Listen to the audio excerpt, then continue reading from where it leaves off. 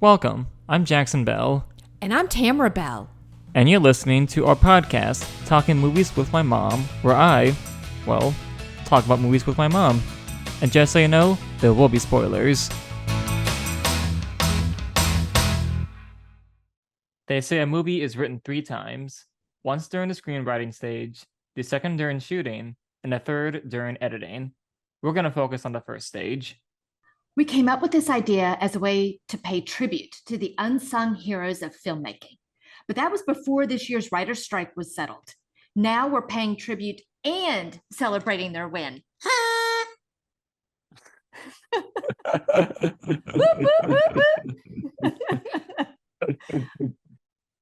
So, we decided that each of us would pick one of our favorite scripts and talk about them. Mom, what did you pick? So, one of my favorite scripts is Wind River. According to one synopsis, Corey Lambert is a wildlife officer who finds the body of an 18-year-old woman, Natalie Hanson, on a Native American reservation in snowy Wyoming. Natalie was the best friend of Corey's 16-year-old daughter, Emily, before she died in a similar manner 3 years earlier. The case remains unsolved. When the autopsy reveals that Natalie was raped, FBI agent Jane Banner arrives to investigate. Teaming up with Lambert as a guide, the duo soon find that their lives are in danger while trying to solve the mystery of the teen's death. Now, Wind River was written and directed by Taylor Sheridan. This was not his first script, of course. His first produced script was Sicario, way back in 2015, which kickstarted his own thematic new Western trilogy. So Sicario was the first, which was then followed up by Hell or High Water, which is my personal favorite, if you ask me. And lastly, Wind River. While Sheridan didn't direct Sicario or Hell or High Water, Wind River actually marked his second time as a director. His directional debut actually came in the form of Vile, a Saw knockoff released in 2011, which apparently, Mom, according to you, you said that Sheridan does not count this as his first movie. I read that somewhere and I can't remember where it was. I'll try to find it. But yeah, he was saying that I don't know anything about this earlier movie. My first movie, Wind River, is no longer part of the Taylor Sheridan directorial canon. It's not. It has been jettisoned. Oh, granted, you gotta start somewhere. True. That's true. Even with Saw knockoffs. But even before Vile, Sheridan was an actor, and he got a start, like every aspiring actor, on cop shows, including the all-time classic Walk of Texas Ranger. Again, gotta start somewhere, folks. Well, but cop shops and Walker, Texas Ranger, I mean, I guess there are worse ways to start. I guess. For Wind River, I'm guessing Sheridan cut a deal with his producers to where if he wrote another movie, because, again, Sicario, Hell or High Water, those were hits. Very well received. They made money. They were great. Oh, and they're great too. And that helps. Yeah, it helps if they're good. Now, I'm guessing Sheridan, like a lot of writers, a lot of writers tend to do is that they will say to the producers, yes, I will write your next movie, but I want to direct it. And they'll often say, yeah, sure, whatever. Let's do it. We just want another movie. We just want another hit for the money. And it's funny because nowadays, Sheridan is everywhere on TV. Well, primarily Paramount. He is the Paramount network at the moment. I don't know what Paramount would do without him. Right, he has like 20 different shows on at once. He's like show running billions of shows. I mean, how do you do all that stuff and not just go crazy? How do you not just like strip naked and run around the studio lot? I mean, I know he doesn't write it for all these shows, but so a lot of hats he has to wear, a lot of shows he has to manage. Oh my God. I mean, I do well just to, get up and just take care of me. I can't imagine. I can't imagine being responsible for hundreds of other people. And the fact that he's able to do all of this and still relatively remain sane. I mean, I haven't read anything about him going like just crazy. So well, give it time. So you, Jackson, you were able to actually find the scripts of the movies that we chose for today's episode. I did indeed. So I'm going to start on page 3 of Wind River. We're going to just start from the very beginning. Because when I read through the script, page 3 has the initial description of what's at this point called Man, but that ends up being, of course, Corey Lambert. And Sheridan writes, a man grips the steering wheel, sips coffee from a travel mug. He's around 40, sunken cheeks, mustache, cowboy hat on his head, almost white when it was new. Sweat, dirt, and who knows what else have stained the hat brown and robbed it of its shape. A fair description of the man as well. That's like poetry to me. I mean, it's a script that gives more details than what we actually see on the screen, right? It gives more insight into the characters, which I assume that the actor would then be able to read this and think, I now know how to portray this person. Oh yeah, because scripts can be interesting that some scripts are just plain.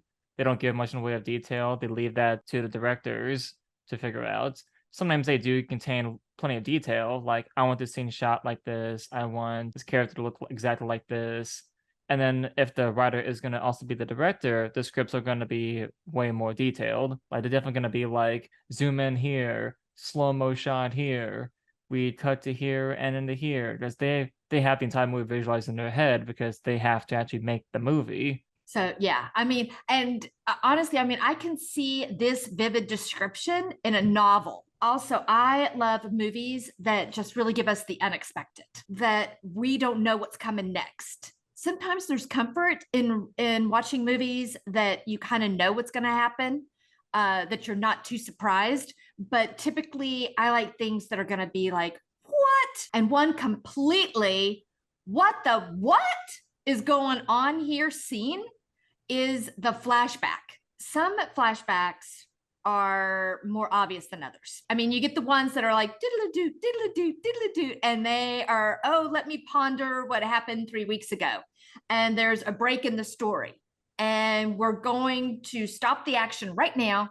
And we're going to travel back in time to see what we need to know before we can resume the current action. But this one was handled more like that scene in Silence of the Lambs, when the action was happening simultaneously. Right? It's the scene where Buffalo Bill, when he goes to open the door, it's going to open to the FBI agent that's posing as the flower delivery guy.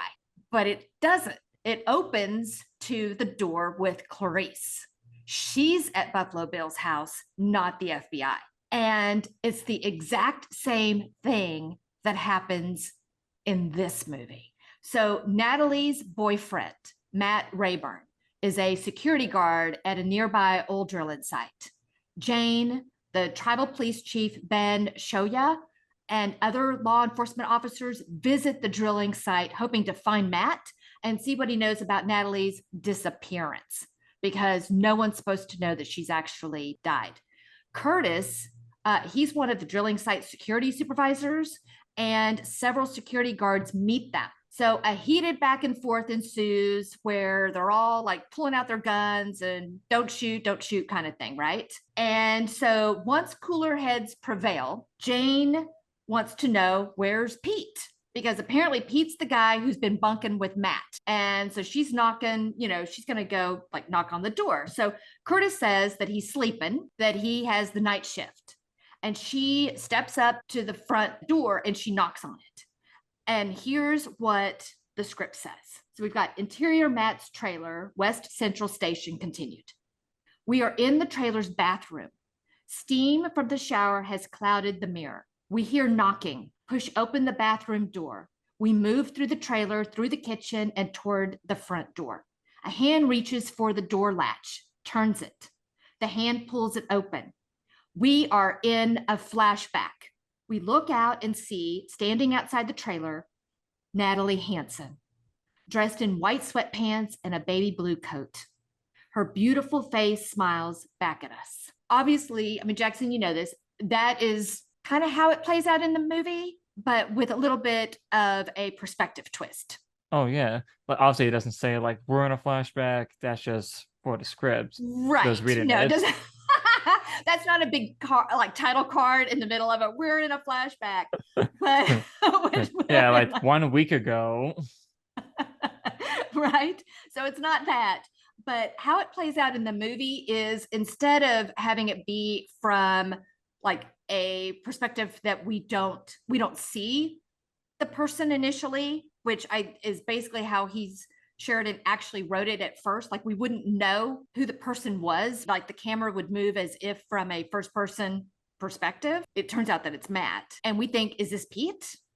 This could be Pete. This should be Pete because we've just been told that Pete's inside. Open the door and we're expecting to see Jane, but we don't see Jane. We see Natalie. And, those words, we are in a flashback, I mean, even though we don't see it, it's in the script. They are so simple. We are in a flashback. So simple for such a powerful punch to the gut with the visual of seeing Natalie at the door instead of Jane. But at that moment, we know we're going to see how she ends up dead, how they both do. And it's actually gets more heartbreaking because the next scene we see them in bed talking about moving to California, basically planning their life together. They're in love, they're young, they're got the whole world in front of them. All this time, they're planning out all these amazing things that they're going to do together. Okay. As soon as he's done putting in his time at the oil company. But then the other security guards stumble into the trailer, right? They're clearly drunk. And then just everything explodes. Just, I mean, I can't, Sheridan had words for it. I don't have words for it. I mean, it's just so overwhelming what ends up happening next. And, there's another scene where Corey is visiting Jane in the hospital. Okay. And I wanted to share this too, because there's just so many great scenes. I could read, it's a 113-page script. I could literally just read the script to y'all. I mean, and it's so, I just love it. But here's another scene. Okay. So Corey is visiting Jane in the hospital and the script reads, okay, he sits back, Corey, meaning Corey sits back, stretches his legs out, gets comfortable. Jane realizes why he's here. And it wasn't to make sure that she's all right. It's to watch over her until she's able to watch over herself. He reaches into a stack of magazines, grabs one, flips through it. Jane, I know what you're doing. And then the direction is, but she doesn't object. And Corey then says, I'll read something to you. How to know if he's into you. 10 signs. Number 1, he looks you in the eye when he speaks. You're supposed to do that anyway, ain't you? I don't think that one's reliable. She can't help but laugh. Okay, but here's where, I'm guessing that he had like a rewrite. Sheridan adds 2 lines to the end of this scene. Jane starts crying. And she's referring to Natalie here when she says she ran 6 miles in the snow. And I think I'm going to start crying too, because Corey, he takes a beat and says, yes, she did. I think at that point, when we're watching the movie, I think I completely burst into tears in that moment. It just is like so, I can't, it just hurts your heart so much when you think about what she had gone through. I just, like I said, I just completely just start crying. And we saw it for the first time, this movie, at the Violet Crown where you work. And it was, I think, during the day, if I recall correctly, so there wasn't a lot of people in the theater, because I think they would have told me to be quiet. Because I was just, I think, uncontrollably sobbing at this point. Like, shut up. But I think honestly, I don't think that you can see this movie and see that scene and just not be completely break down. I don't think you can. Or at least just feel bad. Right. Feel bad. Okay. So you've seen a lot of movies throughout your life. Out of all the movies you've seen. In other words, that's code for Mom, you're really old. So out of all the movies you've seen, what was it about this movie, this script, that you chose? because honestly, it's the only movie I've ever tweeted about.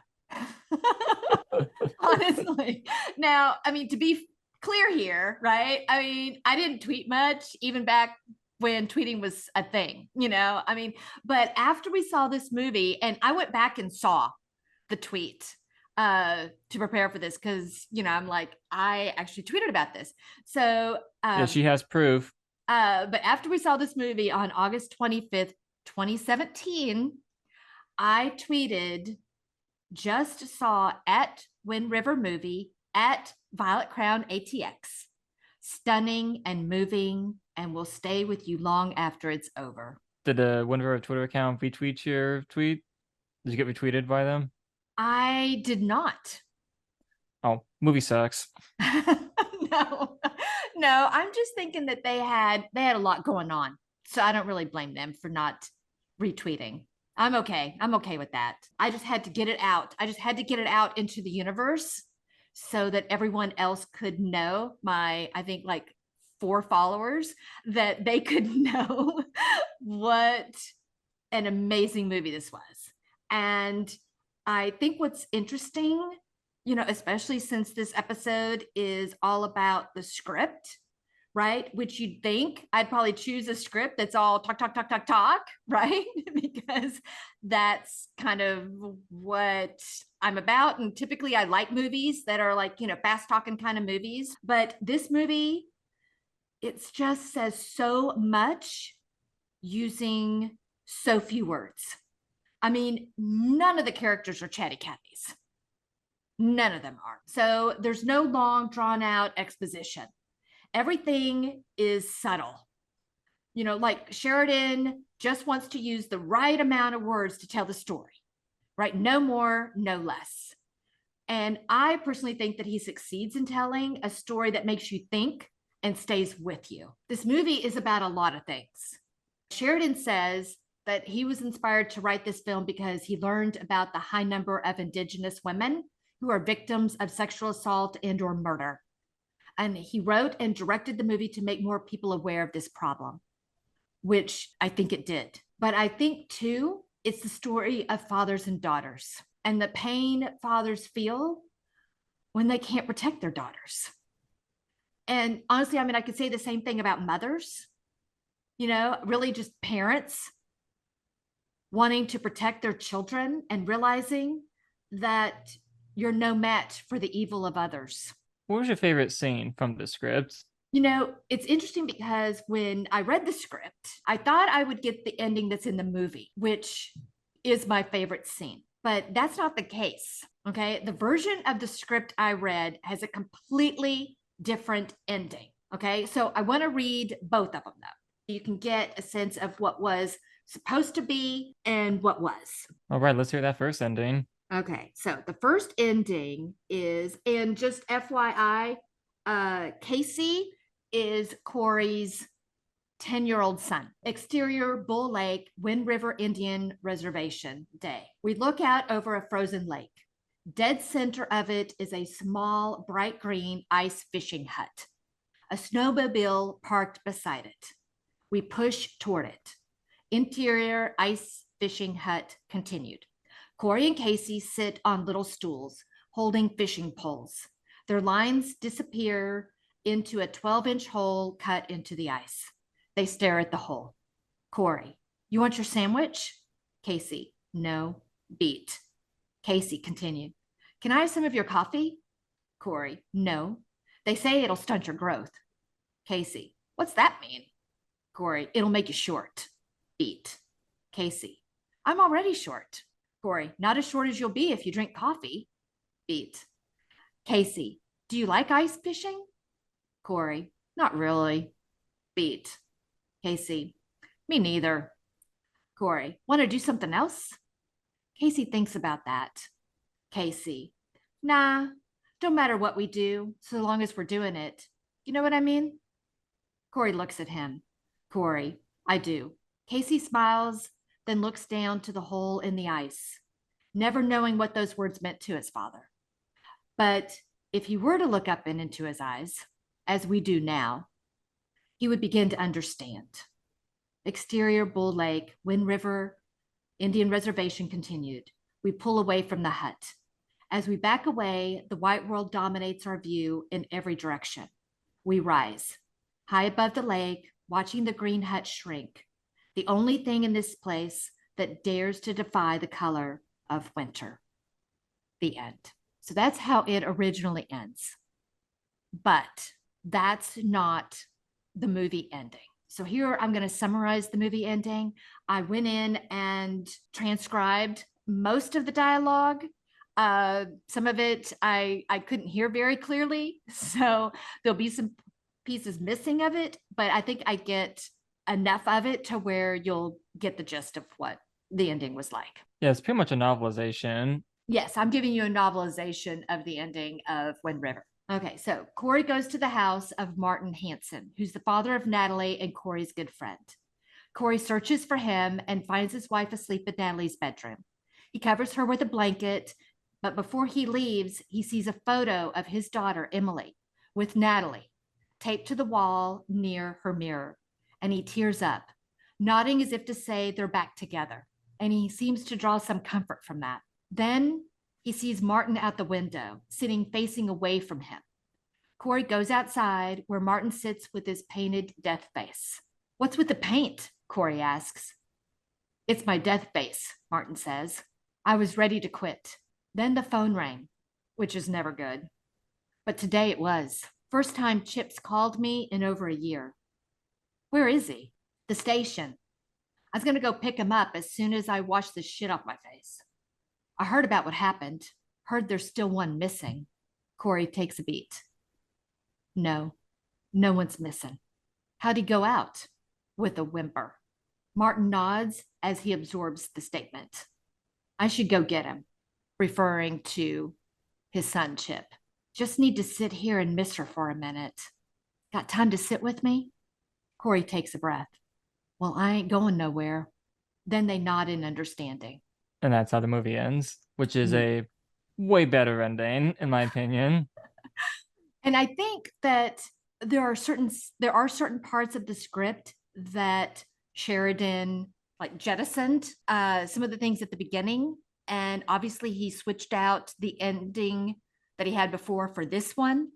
But it seems like the most of the scenes that were kind of jettisoned were the ones that he had with Casey, but they were replaced with scenes that spoke more about Natalie and more about Emily. So I think it was a fair trade-off, quite frankly.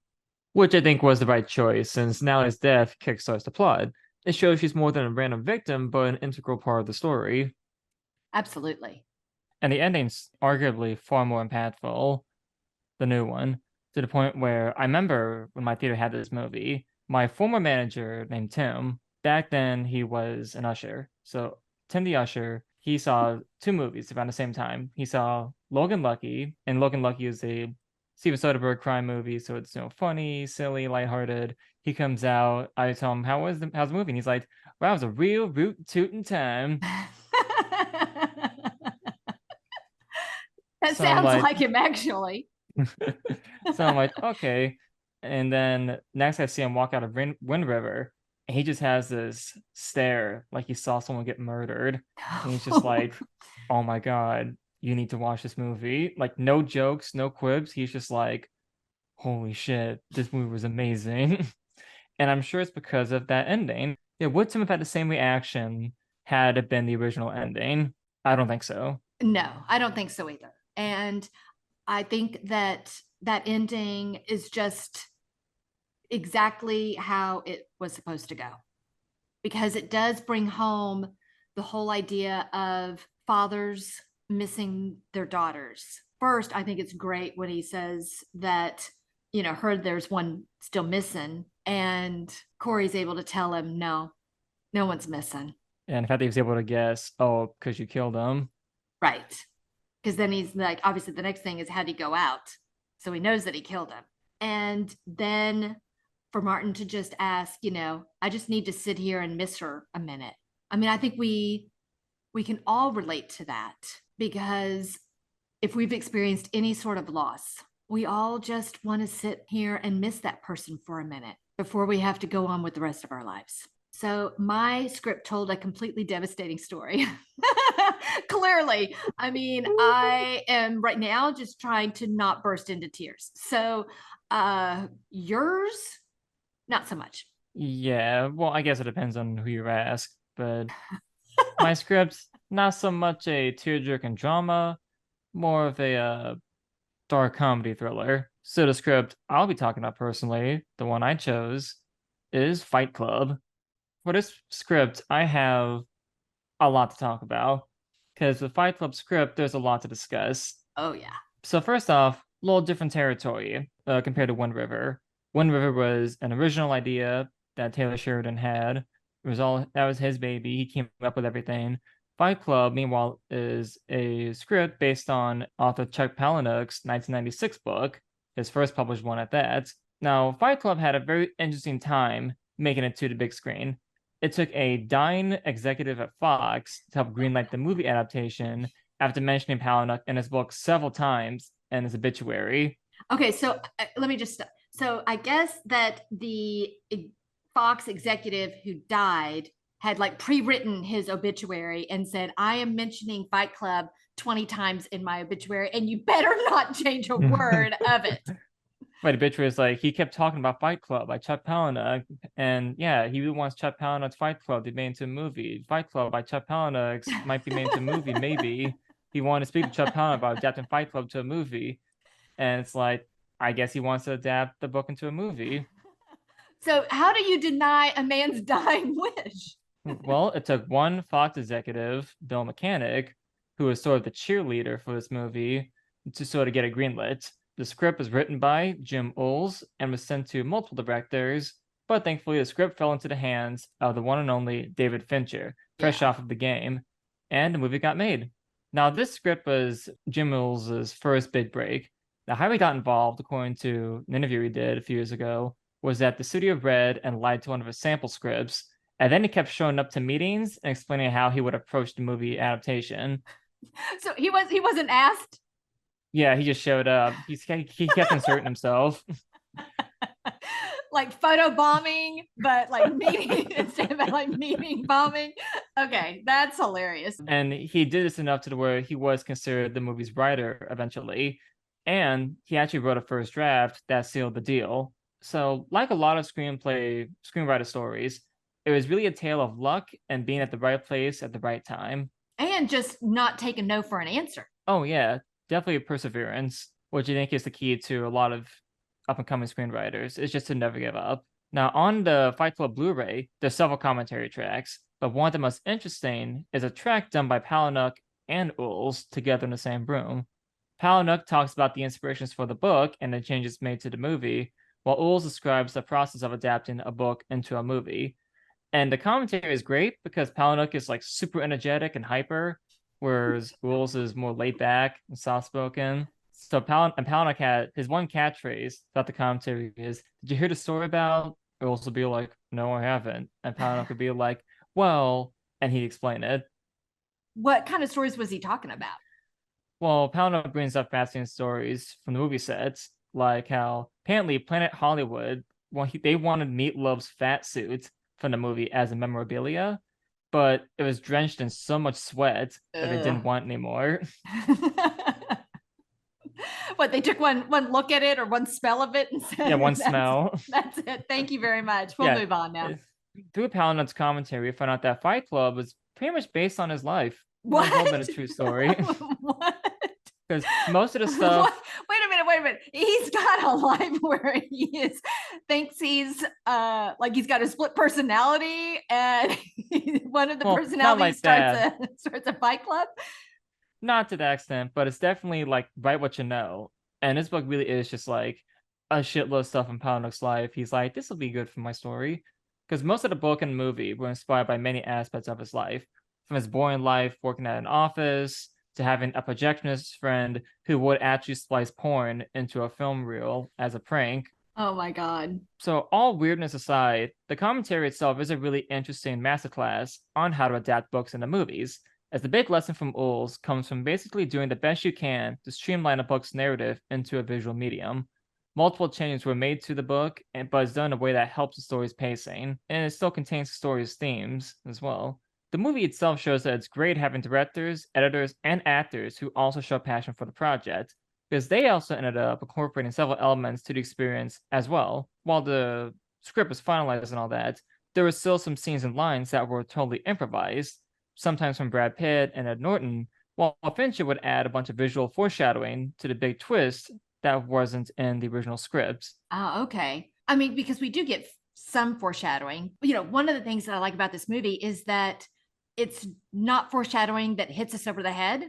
So we don't really even realize that it's foreshadowing until we, see the twist. And then it's like, holy shit, what just happened here? Once you know what the twist is, it's then able to go back in and see, like, how does the movie play out, knowing that it's actually one person and not two. Exactly. And there's a lot of foreshadowing in this movie that you will not pick up first time you see it. Yeah, honestly, it's one of the best twist movies in that you can rewatch it over and over again and be like, how didn't I pick that up? Right. That's so obvious, because it's so fun watching it and just being like, okay, this is where Ed Norton is instead of Tyler Durden. This is how Ed Norton can be in the same place without Tyler Durden, or vice versa. Right, because there's the scenes during the actual fighting where it's Ed Norton, aka the narrator, who is actually fighting somebody. And we still see Tyler Durden, but he's not talking, he's not interacting with other people. He's just kind of standing, maybe with his arms folded, across his chest, kind of thing, kind of kicking back and looking, but he's not interacting. And so at first you think, oh, he's like, I don't know, just being super quiet for once. But then we realize after the twist that, well, no wonder he wasn't interacting with anybody. He wasn't really there. Because Ed Norton is the one that's actually, the narrator is the one that's actually beating the crap out of some guy. Exactly. And also, it's interesting that Palahniuk himself loves the movie. He doesn't mind the changes made to his book. And even the commentary, he even bemoans the fact that now he can't watch movies anymore because they're not going to be as good as Fight Club. Oh my God, that's hilarious. But do you think that might also be a little bit gratuitous? Because, I mean, he's kind of promoting his own movie kind of thing. I mean, true, but I don't know. He's an honest guy. I believe him. So going into the script itself, there's actually two versions of it you can find online. The first draft and the second draft. We'll put links to them in the show notes. Oh, yeah. So you can compare the two. Now, the first draft, as you can imagine, is a bit different from the final product. It has a different prologue that's a bit more action heavy, and many scenes are swapped around at random. Like the scene where Tyler holds up Raymond, the store clerk, was meant to be much earlier in the story than the final product. And the second draft, we can find, leans more closely to the final product, though it has dialogue that wasn't in the finished film. But a little fun fact, Andrew Kevin Walker, who is famous for writing Seven, was brought in to punch up the script, but because the Writers Guild rules say he couldn't get a proper credit because he didn't write as much, Fincher decided to name the three cops who try to castrate Ed Norton near the end: Officers Andrew, Officer Kevin, and Officer Walker, in that order. Oh my God. See, I love that because, I mean, that was nice, Fincher, to do that. Obviously, he didn't have to, but it just shows he's a nice guy. Yeah, man. Writers and creators, they got to stick out for each other. Exactly. So you got to support one another. Yes, right. One of the fascinating characters to me is Marla, because she is 180 degrees from me. Wouldn't you say? I'm nothing like Marla, right? Depends on the day. No. I am nothing like her. Come on. I mean, seriously. But to prepare for this episode, though, I Googled Marla. Okay, because I hadn't really, I mean, it's like I like her as a character, but I hadn't really given it much thought.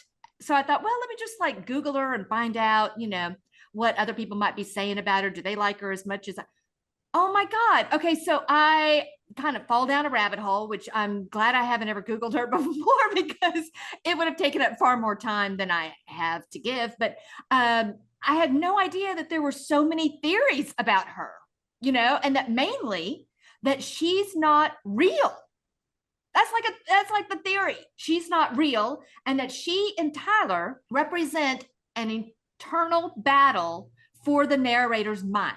She's not real. She and Tyler are like both figments of the narrator's imagination. And I'm like, I don't what? I don't know. I mean, I don't get that. Now, do you think she's real or do you think she's not?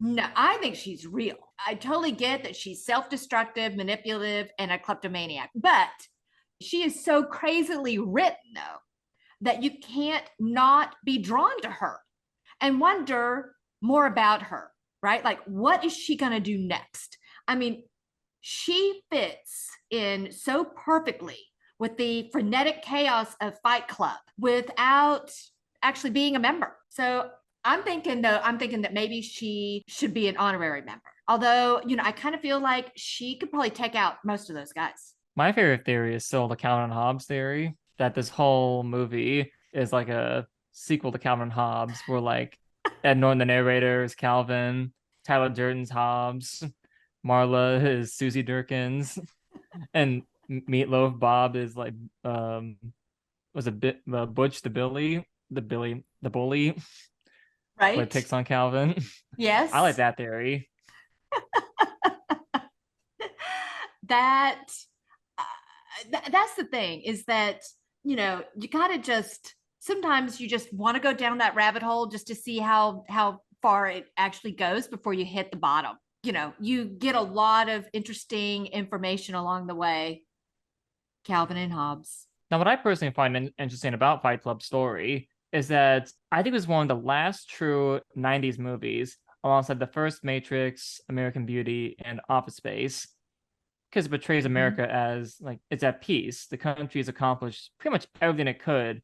Now all we have to do now is waste away our lives working in boring office cubicles. I mean, there's no wars, no Great Depression, just boredom before everything went to hell after 9/11. Now, when did you first see this movie? Because I was 1 year old when it came out. I don't think you were heading to the theater. No, no. I mean, if you would have slept a little bit, I could have maybe hit a late show. But that was basically around the time that because I'm at work, and that's when you're sleeping. And then when I get home, you were up. You were up and going. So didn't really have a lot of time to see movies. But, it had to have been like 2001, 2000, 2001, whenever it first came on HBO, because that's my gateway. So it had to have been at some point like that. And I remember watching it. You were asleep.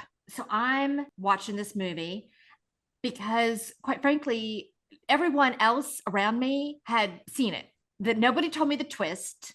So in that way, it was kind of like the Sixth Sense. No one wanted to tell you what the twist was, Oh, you were lucky. right? But you had to hurry up and watch it because you were going to get spoiled. But again, we didn't really have, I mean, we had the internet, but it wasn't the internet in that way. Basically, people were telling me, oh my God, you have got to watch Fight Club. There were definitely people who loved it. So I watch it, and then I'm around people, as I am. And so I mentioned that, oh my God, I saw Fight Club. I had so many people that were like, I fucking hate Fight Club. I mean, it was like vehemently screaming at me, I hate that movie. And I'm like, seriously? I mean, I kind of liked it. And so I'm kind of wondering at that point, I'm like, well, I guess what does that say about me that I like this movie? But it was such a reaction. People either loved it or they fucking hated it, not just hated it. I mean, so it was just, incredibly divisive in that way, but yet people still talk about it. People still watch it. Yeah, to this day, people still talk about it. Yeah, they do. I mean, who doesn't know the first rule of Fight Club? Now, it's fine that you bring up the divisiveness of the movie because that rang true with critics at the time. There were some critics who thought it was interesting, but there were more critics who were like, this movie's bad. Like, everything about it's bad. I don't get it. And it didn't do well at the box office. But it managed to get a cult following and a critical reevaluation during the 2000s.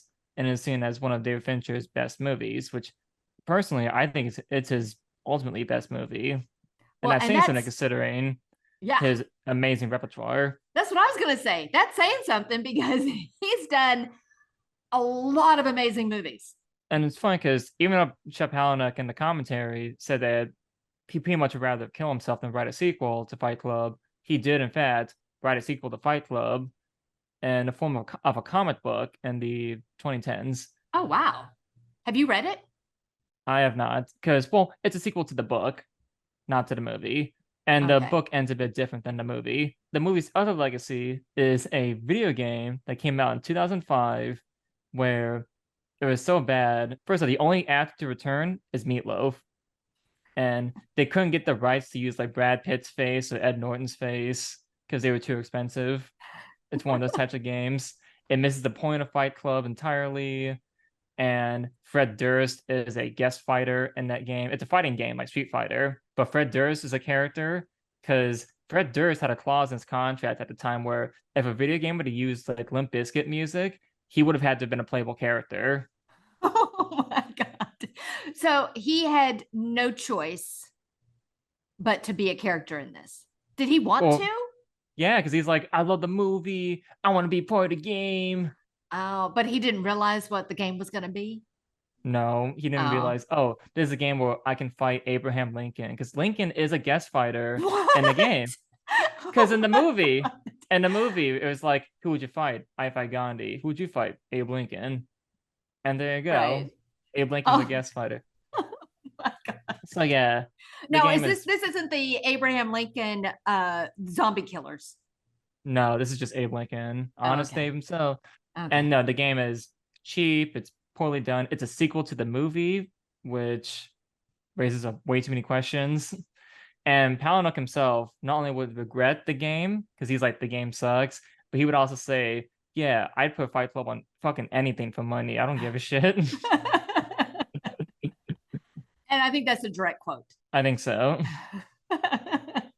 Now that was Palahniuk and everyone else's career. Jim Uhls' career after Fight Club's release is kind of weird. So this was his first movie, the first movie he wrote, which, well, shit, how can you top Fight Club? Right. And sadly, Uhls really couldn't, because he followed the Fight Club up with a military TV movie called Semper Fi that you've never heard of. I've never heard of that. After Semper Fi came Sweet Talk, which is a quote unquote modern phone sex and internet love story that blends technology with erotic period fantasy sequences. Okay, Haven't seen that one either. nobody has. And finally, Jumper from 2008 Oh, I think I've seen Jumper. Have I seen Jumper? with Hayden Christensen and Sam Jackson. Oh, I think I have. So he wrote Jumper alongside David S. Goyer and Simon Kinberg. And Jumper was definitely a movie, which after Jumper didn't perform as well, Uhls attempted to create a TV show called Leviathan.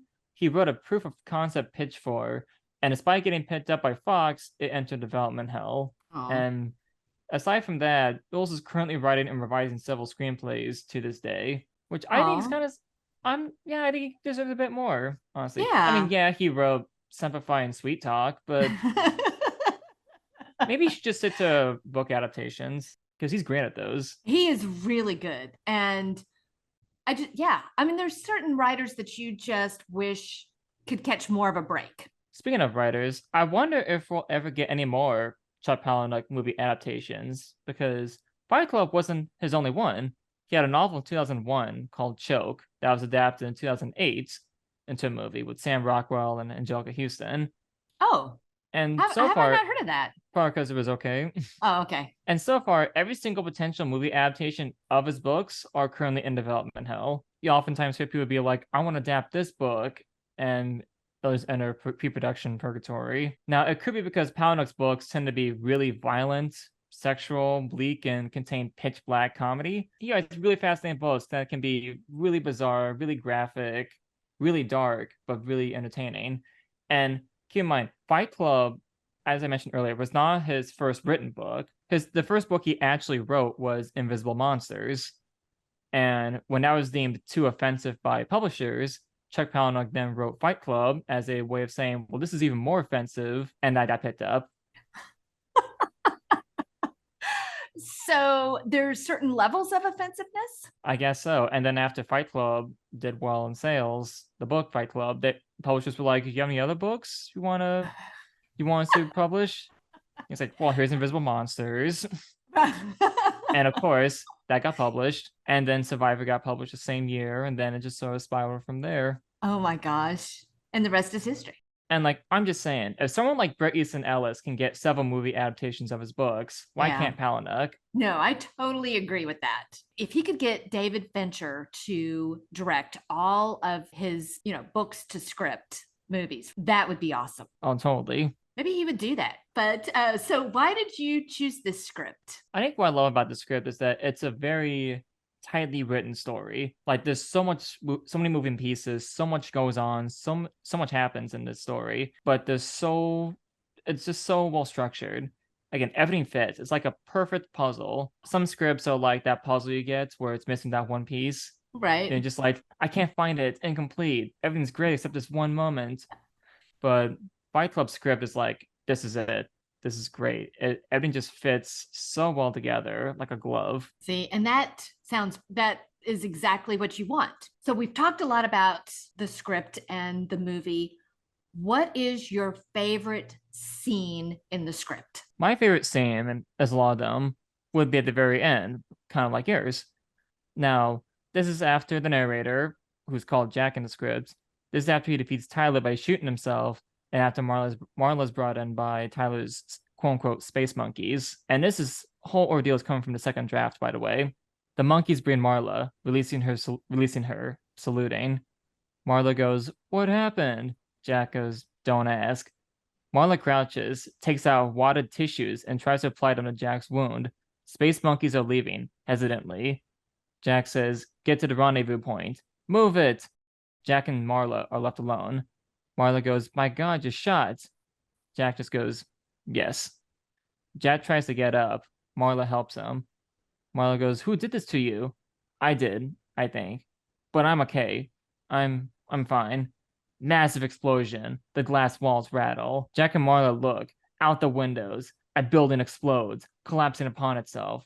Then another building implodes into a massive cloud of dust. Jack and Marla are silhouetted against the skyline. Jack looks to Marla, reaches to take her hand. Jack says, "I'm sorry.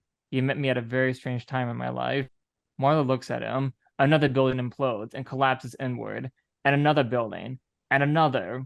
The film slows, then advances one frame at a time, showing sprocket holes on the sides.